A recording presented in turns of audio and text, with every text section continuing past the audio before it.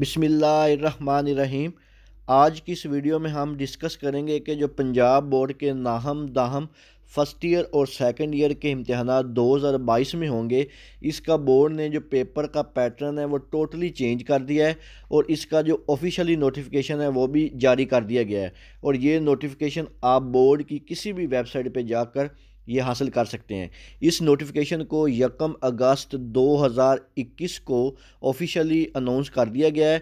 11 नवंबर को जो बोर्ड की ऑफिशियली मीटिंग हुई है PBCC Punjab boards committee of chairperson की, उसमें उन्होंने फ़ैसला किया गया है कि जो बोर्ड का पेपर है, इनका जो पेपर पैटर्न है उसको इंटरनेशनल लेवल स्टैंडर्ड के मुताबिक किया गया है। जिसके मुताबिक उन्होंने कहा गया कि पेपर में जो एमसीक्यूज शॉर्ट क्वेश्चन और लॉन्ग क्वेश्चन आते हैं, इसको उन्होंने international standard of learning through students learning objective SLOs के ज़रिए लेने का ऑफिशियली ऐलान कर दिया है। और उन्होंने कहा कि इस दफ़ा जो 2022 के बोर्ड के इम्तहानात होंगे वो इसी पेपर पैटर्न के मुताबिक होंगे। मैं आज आपको पहले थोड़ी सी डिटेल बताऊंगा कि 2022 में जो बोर्ड पेपर का पैटर्न है जो फॉलो करेगा उसका जो वेटेज है वो क्या होगा। फिर आपसे ऑफिशियली कुछ जो बोर्ड्स के पेपर हैं इसी पैटर्न के मुताबिक बनाए गए हैं वो आपसे शेयर करूंगा और आपको मज़ीद गाइड करूंगा कि इस दफ़ा आपने किस तरह तैयारी करनी है। जो पुरानी बोर्ड की स्कीम है इस दफ़ा उसमें से किसी भी स्कीम को फॉलो नहीं किया जाएगा। तो इसके लिए उन्होंने 3 कैटेगरी बनाई हैं। कैटेगरी में जो फ़ेज़ 1 है, फ़ेज़ 2 है और फ़ेज़ 3 है। सबसे पहले हम बात करेंगे 2022 में जो बोर्ड्स के पेपर होने हैं, इसमें उन्होंने कहा है कि जो 70% पेपर है वो नॉलेज बेस होगा। नॉलेज बेस पेपर क्या होगा कि आप जो बुक की थ्योरी या बुक जो आप पढ़ते हैं, जैसे फिजिक्स केमिस्ट्री बायो मैथ्स की जो बुक आप वहाँ पे जो क्वेश्चन सोल्व करते हैं या जिनको आप रट्टा लगाते हैं, वो वाला जो क्वेश्चन होंगे वो 70% होंगे। यानी कि बुक की जो थ्योरी से क्वेश्चन आएंगे या बुक के जो लास्ट पे एक्सरसाइज वगैरह में सवाल होते हैं, उनमें से जो इस दफ़ा पेपर आएगा वो 70% आएगा।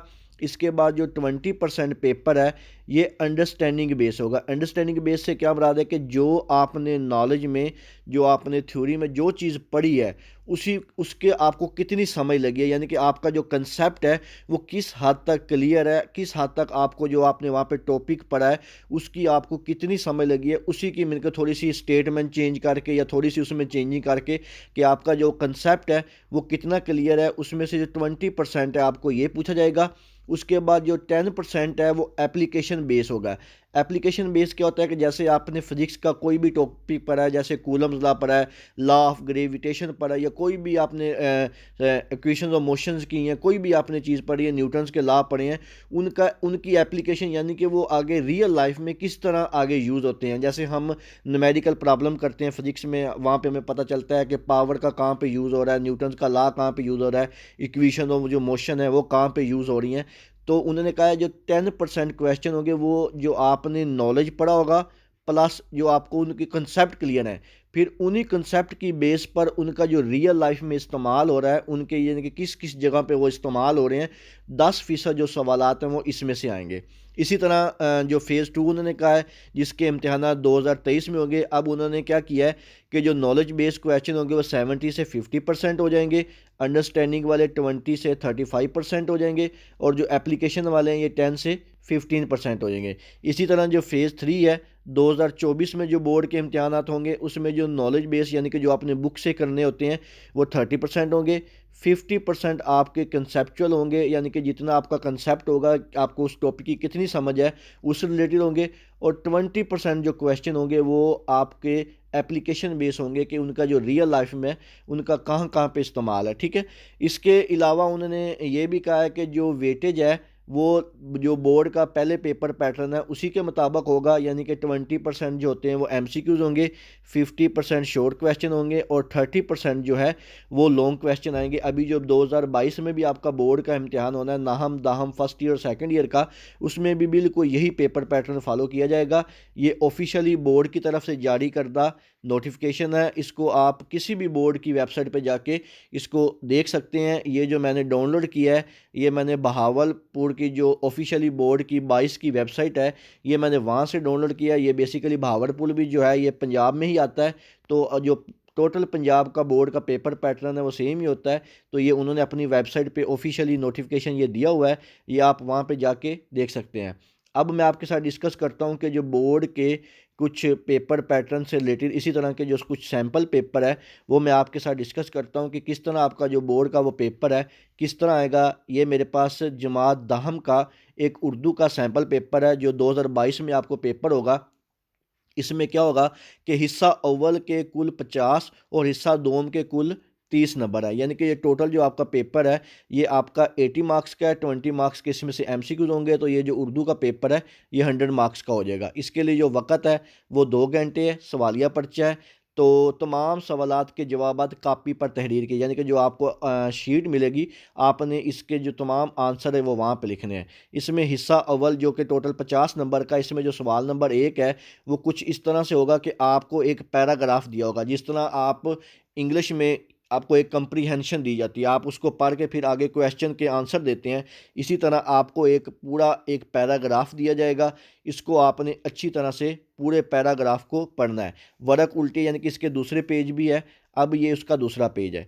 ये यहाँ तक तकरीबन ये 1.5 पेज, 1.5 पेज का ये टोटल जो है ये पैराग्राफ है यहाँ तक। इसको पहले आपने 2 से 3 दफ़ा अच्छी तरह पढ़ना है।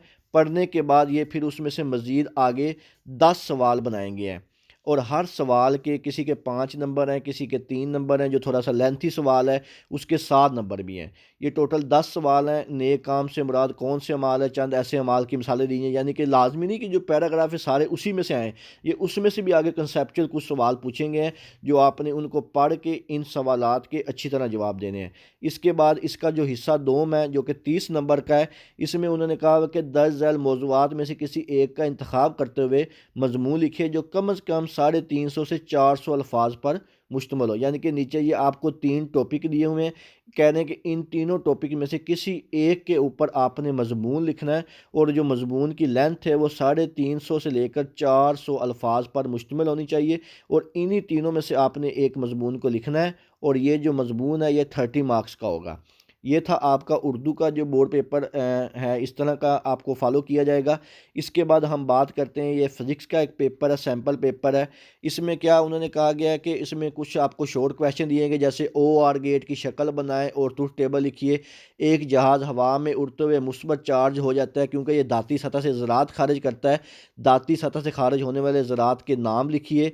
जहाज़ के टायर्स इलेक्ट्रिकल कंडक्टर से बनाए जाते हैं। ये वज़ार यानी कि इन्हीं को पढ़ के अब जो पेपर है आपका वो 50 से 60% कंसेप्चुअल बेस होगा, यानी कि जो आपने टॉपिक बुक में पढ़े हैं उन्हीं को इस्तेमाल करते हुए आपने इन जो क्वेश्चन है उनका आंसर देने। अब जैसे ये एक सवाल दिया हुआ है, फिगर बना के शक्ल में एक मज़दूर दिखाया गया है जो कोरस इलेक्ट्रिक ड्रिल से इस्तेमाल कर रहा है, यानी कि आपने इसको देखते हुए ड्रिल की मोटर को रिचार्ज करने वाली बैटरी से पावर दी गई है।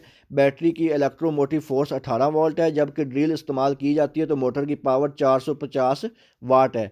वजाहत कीजिए EMF से क्या मुराद है। यानी कि ये सारा जो सवाल है इसको पढ़ने के बाद ये सारे आपको इस तरह फिगर्स वाइज सवाल आएंगे, इन्हीं को आपने पढ़ना है। एनालॉग और डिजिटल में फ़र्क क्या होता है, बहुत पुराने इस्लाम की उम्र मालूम करने के लिए कार्बन डेटिंग को किस तरह इस्तेमाल किया जाता है। यानी कि आपने जो बुक से पढ़ा होगा उसी को मज़ीद आगे जो है कुछ मज़ीद आपको कंसेप्चुअल क्वेश्चन बना के दिए गए हैं। इसी फिज़िक्स के पेपर का एक और पेज है, इसको भी थोड़ा सा देख लेते हैं। ये मज़ीद उसी का कोई से 5 सवालात के जवाब दें, ये लॉन्ग क्वेश्चन है।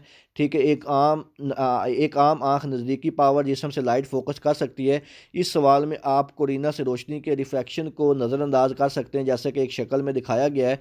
यानी कि इसी को पढ़ते हुए ये फिगर वाइज लेंस के सवालात हैं, जो आँख के नुकास हैं वो किस तरह बनते हैं, उनको दूर कैसे किया जाता है, कौन सा लेंस इस्तेमाल करते हैं। फिर आगे ये मैग्नीफिकेशन की तारीफ पूछी हुई है, लेंस का फार्मूला पूछा हुआ है, पावर की वेव्स, ट्रांसफ़र वेव्स हैं, आवाज़ लॉन्गिट्यूडनल वेव्स है। यानी कि इस तरह के जो आपको क्वेश्चन है कंसेप्चुअल बेस होंगे। रिपल टैंक की लेबल बनाकर डायग्राम करें, वो डायग्राम जिसमें प्लेन मिरर से वेव्स की रिफ्लेक्शन नज़र आए। कूलम का कानून, उसकी वजाहत कीजिए। कैपेसिटर की कैपेसिटेंस से क्या मुराद है, सीरीज़ तरीके से जोड़े गए कैपेसिटर की वजाहत करें। तो यानी कि इस तरह के जो आपको क्वेश्चन है इस दफ़ा जो बहुत ज़्यादा कंसेप्चुअल बेस आएंगे। इस दफ़ा आपने कोशिश करनी है कि जो पेपर्स हैं उनको रट्टा नहीं लगाना, आपने उनको समझ कर और बहुत अच्छे तरीके से कंसेप्चुअल लेके करना है कि आपने किसी किस्म के ये नहीं कहना कि फ़लाँ चैप्टर से ये शॉर्ट क्वेश्चन आता है, ये लॉन्ग आता है। इस दफ़ा आपको जो की पॉइंट है, मुकम्मल बुक के जो इंपॉर्टेंट पॉइंट होते हैं उनको समझ के कंसेप्चुअल बेस इनकी तैयारी करनी पड़ेगी। अब ये जो मेरे पास नेक्स्ट जो सैम्पल पेपर है, ये दाहम क्लास केमिस्ट्री का है। इसके भी जो टोटल हैं 80 मार्क्स हैं और 2 घंटे का वक़्त है। सबसे पहले उसने लिखा हुआ है कि जो हैबर प्रोसेस है, अमोनिया की तैयारी की जाती है, इसके इक्विलिब्रियम के सी दर्ज ज़ैल है, ये नीचे मुसावात उसने दी हुई है उसकी। इसका यूनिट पूछा है कि इसका यूनिट क्या होगा।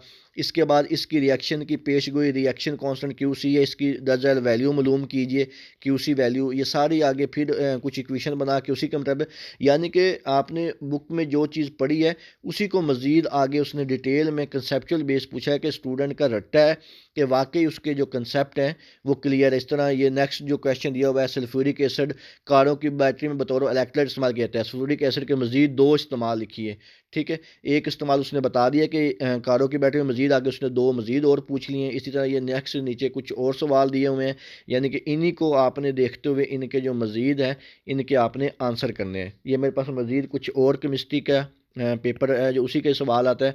आरएनए और डीएनए न्यूक्लिक एसिड्स की 2 इकसाम बयान करें, दोनों में मुवाजना कीजिए। क्लोरोफ्लोरोकार्बन ओजोन तह को तबाह कर रहे हैं, इस हकीकत को मुसव्वतों से अखज़ कीजिए।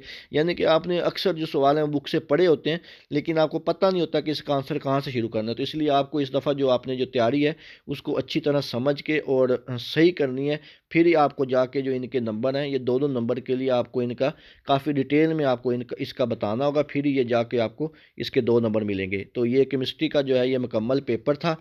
तो इसके साथ जैसे ही इसकी मज़ीद कोई अपडेट्स आएँगी मैं इंशाअल्लाह ताला आपके साथ शेयर करता रहूँगा। इसके अलावा अगर इस पेपर पैटर्न जो 2022 का है, आपके ज़हन में कोई भी सवाल हो तो आप मुझसे नीचे कमेंट सेक्शन में पूछ सकते हैं।